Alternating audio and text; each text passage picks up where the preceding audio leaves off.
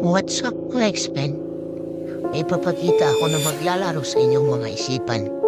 At siguradong mapapaisip ka. Ito, mga X-Men, ang alam nating na mapa ng ating mundo. Nasa sa inyo na lang, mga X-Men, kung totoo ito o hindi.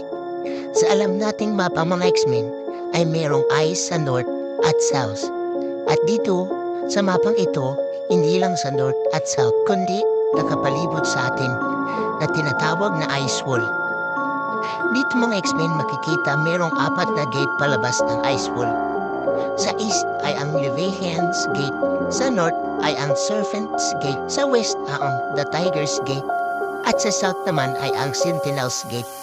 Sa labas ng ice wall may malapit na isla o kontinent. At may mga isla o kontinente din dito na hindi na natin matagpuan.